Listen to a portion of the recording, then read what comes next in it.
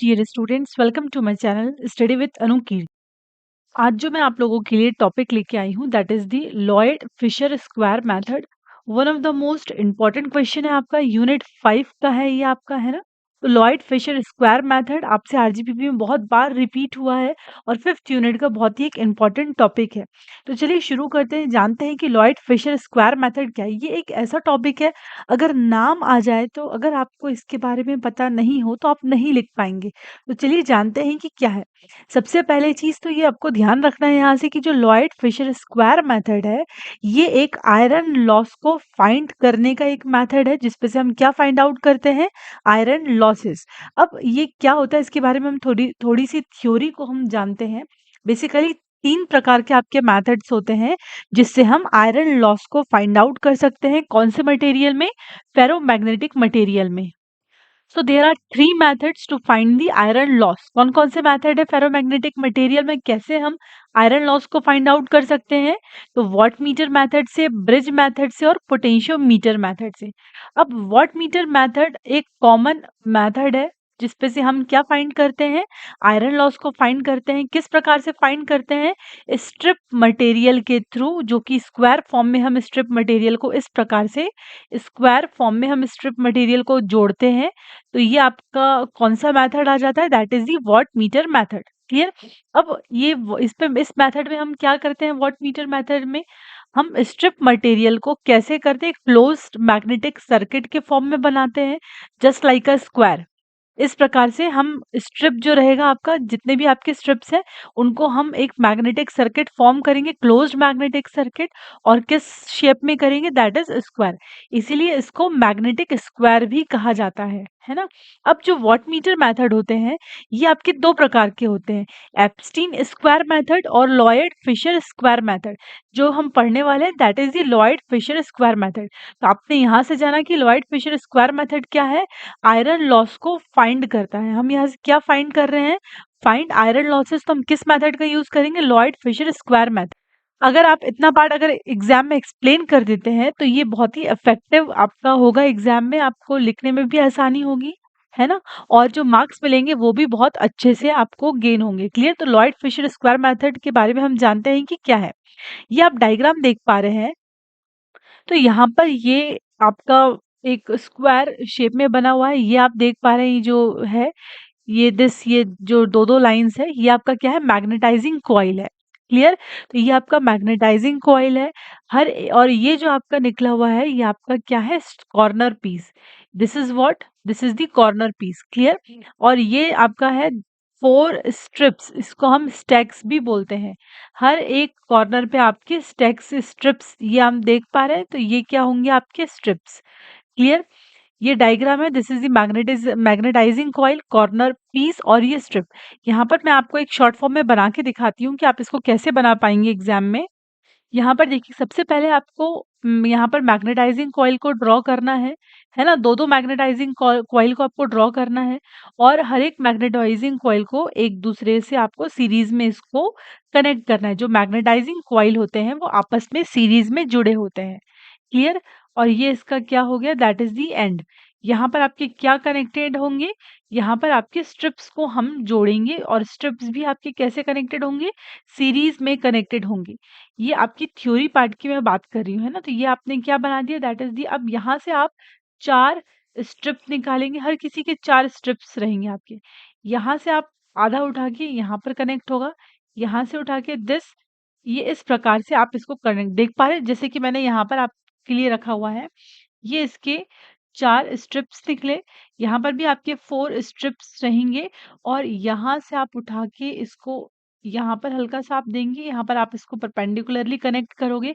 आप एग्जाम में स्केल के थ्रू करोगे, है ना, तो आपका अच्छा डायग्राम बन जाएगा। फिर यहाँ थर्ड से उठा के आप इसके बीच में पूरा कनेक्ट नहीं करना है, आपको जस्ट यहाँ पर इसको इस तरह से ज्वाइंट करना है। क्लियर। तो यहाँ बना दिया। अब यहाँ पर इस पे, हर एक इस पे यहाँ पर एक बॉक्स होगा आपका। क्लियर। तो इस प्रकार से आप डायग्राम बना पाएँगे। यहाँ पर क्लियर हो रहा है आपको? तो ये आपका कॉर्नर पीस होगा। This is the magnetising coil. Total आपके पास लॉयड फिशर स्क्वायर में 1, 2, 3, 4, 5, 6, 7, 8 तो there are total 8 magnetising coil होंगे, है ना? 2 के पेयर्स में होते हैं। ये आपके स्ट्रिप्स होते हैं जो कि आपस में परपेंडिकुलर और कॉर्नर साइड में आपके कनेक्ट होता है। अब हम जानते हैं इसके कंस्ट्रक्शन के बारे में। तो ये आपका डायग्राम रहा। यहाँ पर अभी हमने देखा कैसे आप शॉर्ट फॉर्म में बना सकते हैं, क्लियर है ना? अब यहाँ पर हम इसके कंस्ट्रक्शन की बात करते हैं। तो बहुत ही most commonly used magnetic square है। और मैग्नेटिक स्क्वायर हम किसको बोलते हैं? जब आपका स्ट्रिप को हम क्लोज्ड मैग्नेटिक पाथ में यूज करते हैं, इसको हम क्या करते हैं? क्लोज्ड मैग्नेटिक पाथ में यूज करते हैं। तो ये आपका क्या क्या हो जाएगा? That is the magnetic square. और इससे हम क्या फाइंड आउट करते हैं? Iron loss.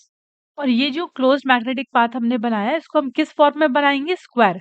तो इसीलिए हम इसको क्या बोलते हैं? जो आपका इस फॉर्म में बन जाए, इसीलिए हम इसको कहते हैं मैग्नेटिक स्क्वायर। क्लियर? तो बहुत कॉमनली यूज मैग्नेटिक स्क्वायर है आपका।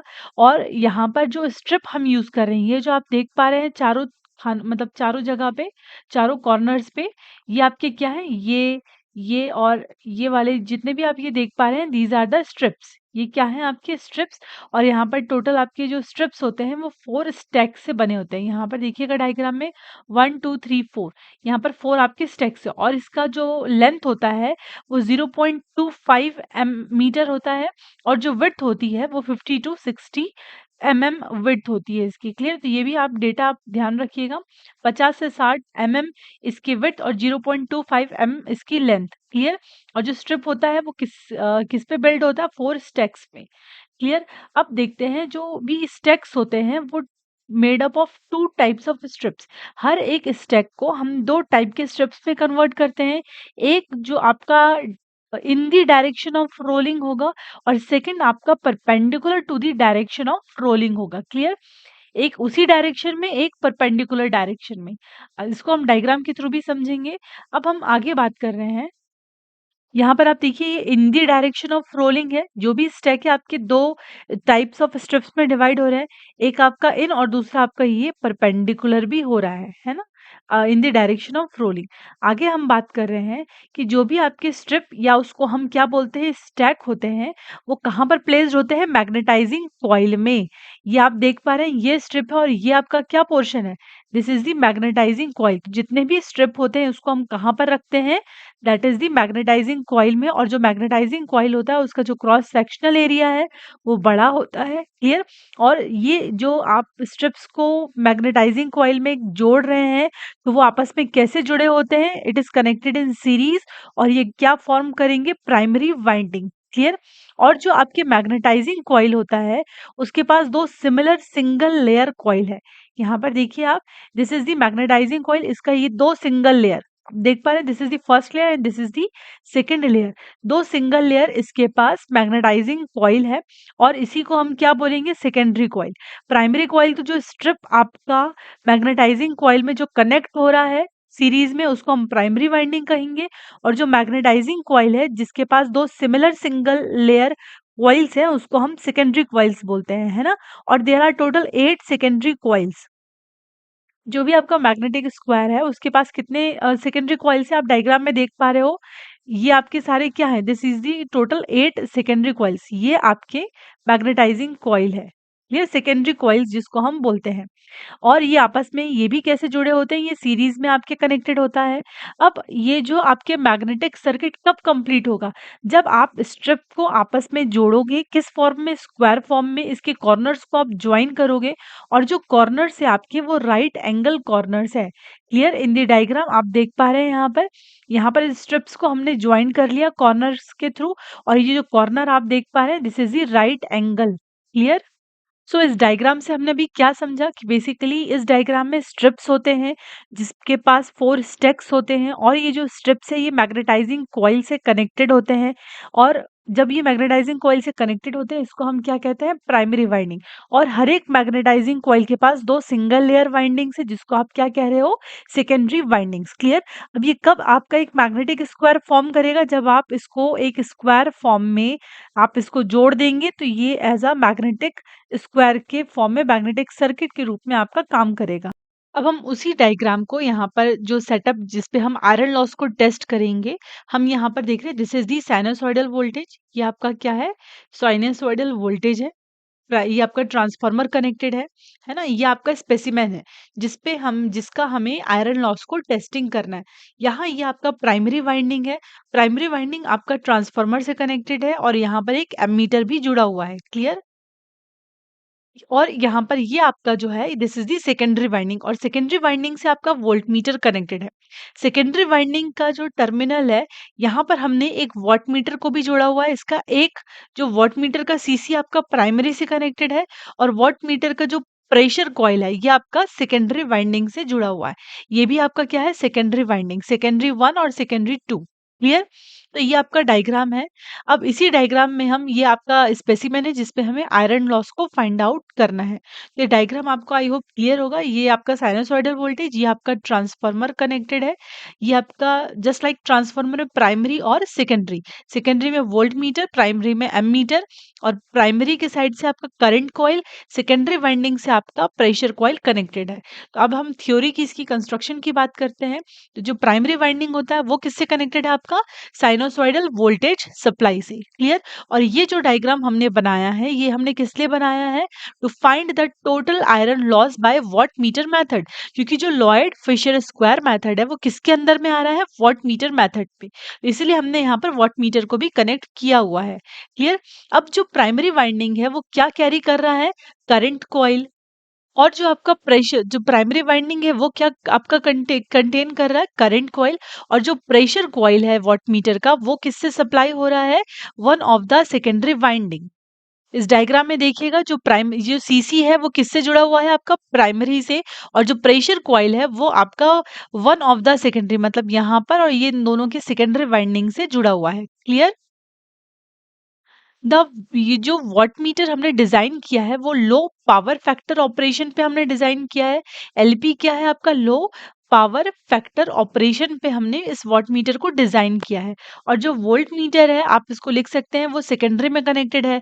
जो एमीटर है वो आपका कहाँ पर कनेक्टेड है? प्राइमरी साइड में। अब जो वोल्टेज इंड्यूस्ड होगा according to the transformer RMS equation, यहाँ पर हम बात कर रहे हैं ईएमएफ इक्वेशन, तो क्या होता है आपका induced voltage? That is E equal to 4 into K F five M into F N two. ये आपका क्या है? ट्रांसफार्मर का इक्वेशन है, ईएमएफ इक्वेशन है ना? तो और यहाँ पर जो के एफ है वो क्या है? आपका फॉर्म फैक्टर। बेसिकली आपने पढ़ा होगा 4.44 into five M F N. Clear? तो यहाँ पर आपका हम सेकेंडरी वाइंडिंग पे बात कर रहे हैं, इसलिए K F five M F into N two. और जो फाइव एम है फ्लक्स, वो किसकी इक्वल हो जाएगा? That is the flux density into area.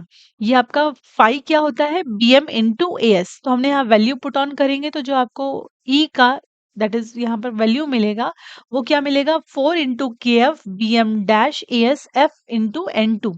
जो के एम है, के एफ है आपका यहाँ पर फॉर्म फैक्टर है जिसकी वैल्यू साइनोसॉइडल वेव्स के लिए 1.1 होता है। पाई एम जो है वहाँ मैक्सिमम वैल्यू ऑफ फ्लक्स है और जो कि फ्लक्स आप किस पे मेजर करते हो? That is on weber. Clear? BM dash आपका maximum value of flux density है, ये भी आप किस पे मेजर करते हैं? वेबर पर मीटर स्क्वायर में। और एएस क्या है? आपका जो भी आपका स्पेसिमेन है जिसका हमको आयरन लॉस को फाइंड आउट करना है उसका क्रॉस सेक्शनल एरिया। और उस क्रॉस सेक्शनल एरिया को हम क्या बोल रहे हैं? एएस। जो एफ है आपका फ्रीक्वेंसी है, N two is the number of turns in the secondary winding. अब यहाँ से आप किसकी वैल्यू को फाइंड आउट कर लेंगे? BM dash. तो बीएम डैश की जो वैल्यू होगी वो आपको क्या मिल जाएगा? दैट इज ई अपॉन में 4 K F A S F into N two. ये कहाँ से आया आपका? From this equation. क्लियर? यहाँ से आपने किसकी वैल्यू को फाइंड किया? BM dash. ठीक है? और बीएम डैश क्या है आपका? Maximum value of flux density. Clear? अब voltage induced in the winding S1, आपके पास दो प्रकार की वाइंडिंग है, S1 और S2। So this is the S1 winding, secondary one winding and this is the secondary second winding। तो S1 और S2 में जो भी वोल्टेज इंड्यूस्ड होगा वो सेम होगा क्योंकि हम यहाँ पर नंबर ऑफ टर्न्स भी क्या कर रहे हैं? सेम यूज कर रहे हैं। फ्लक्स भी फ्लो दोनों में आपका सेम हो रहा है ना? तो जो वोल्टेज इंड्यूस्ड आपका S1 में होगा सेम वोल्टेज इंड्यूस्ड आपका S2। क्लियर। तो voltage induced in the winding S1 वो किसके इक्वल हो जाएगा आपका, voltage induced in the S2। तो हम किसी एक का भी हम निकालेंगे तो सेकंड दूसरे का निकल जाएगा, तो हम सबसे पहले यहाँ पर किसका निकाल रहे हैं, S1 का। तो voltage induced in the winding S1 क्या हो जाएगा, दैट इज E। और E क्या होता है, I इंटू आर। और यहाँ पर R क्या हो जाएगा आपका, that is Rp plus RC, that is the resistance of the pressure coil plus resistance of the current coil. Clear. अब यहाँ पर this is the value of voltage induced, clear, in the S1 winding. अब जो total iron loss होता है specimen में, वो आपका क्या है, हम देखते हैं। टोटल लॉस किसी भी डिवाइस में क्या होता है, टोटल लॉस जो होता है आपका वो होता है iron loss plus copper loss. तो P अपॉन में V क्या है आपका, that is the total loss. तो यहाँ iron loss plus total copper loss in S2 winding क्या हो जाएगा, आयरन लॉस को हम किससे डिनोट कर रहे हैं, PI से। जो कॉपर लॉस होता है वो क्या होता है आपका I square R। Copper loss यही हम जानते हैं कि I स्क्वायर R। I यहाँ पर क्या है, IP का square into RP plus RC। Clear. अब यहाँ पर IP की वैल्यू को हम यहाँ से निकाल सकते हैं।